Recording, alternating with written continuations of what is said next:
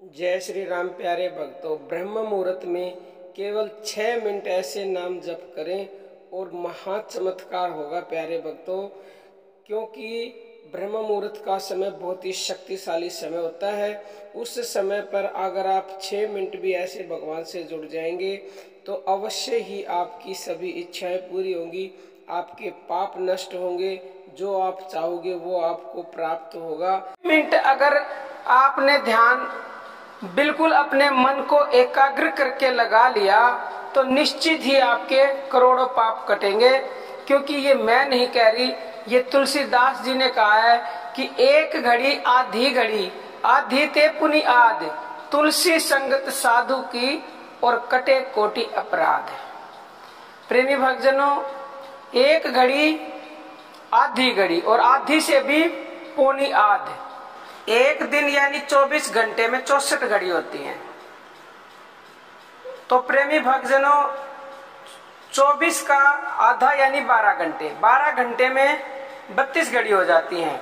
ऐसे ही जब हमने कैलकुलेशन की तो लगभग 22.5 मिनट में एक घड़ी होती है, 22.5 मिनट में एक घड़ी, और फिर हम 22.5 का भी आधा करें तो 11.15 मिनट में आधी घड़ी, और 11.15 का भी जब हम आधा करते हैं तो लगभग 6 मिनट से भी कम का समय होता है, उसमें होती है चौथाई घड़ी। तो आपने यानी कि लगभग 6 मिनट का भी ध्यान ढंग से कर लिया, भगवान का नाम जाप कर लिया, तो उस 6 मिनट के ध्यान से ही आपके करोड़ों पाप कटते हैं। इस दोहे के अनुसार नहीं, हम आपको प्रैक्टिकल भी बता रहे हैं। परंतु उस समय आपका मन बिल्कुल एकाग्र होना चाहिए। जब आप भगवान का नाम जाप कर रहे हैं, सुमिरन कर रहे हैं, ध्यान भजन कर रहे हैं, आपके मन में उस समय उस एक परमपिता परमेश्वर के अलावा कोई और विचार नहीं होना चाहिए। उसी को बोलते हैं सिर्फ और सिर्फ उसका ध्यान, उसका नाम जप। उसके अलावा अन्य किसी और का उस समय ध्यान आपके मन में नहीं होना चाहिए। उसी को बोलते हैं अनन्य भाव। तो आप ब्रह्म मुहूर्त में अगर 6 मिनट भी भगवान के नाम का इस प्रकार जप करेंगे, उनसे जुड़ जाएंगे, तो ब्रह्म मुहूर्त में अति शीघ्र आपका मन एकाग्र हो जाता है।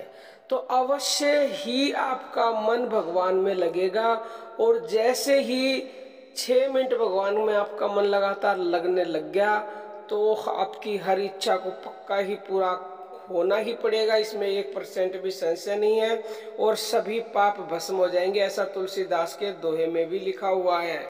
यानी केवल 6 मिनट ऐसे नाम जप कर लिया या ध्यान कर लिया कि जिस समय आप नाम जप करो 6 मिनट तो आपके मन में कोई भी विचार ना हो, तो निश्चित ही आपके पाप तो कटेंगे ही कटेंगे, और पाप कटते ही आपका मन निर्मल हो जाएगा, दिव्य हो जाएगा, और दिव्य से दिव्य की प्राप्ति होती है। क्योंकि भगवान दिव्य है तो आप भगवान को पालोगे, और जो भी आप चाहोगे, यानी चाहे सांसारिक इच्छा है चाहे आध्यात्मिक इच्छा है, आपकी तत्क्षण पूरी होगी।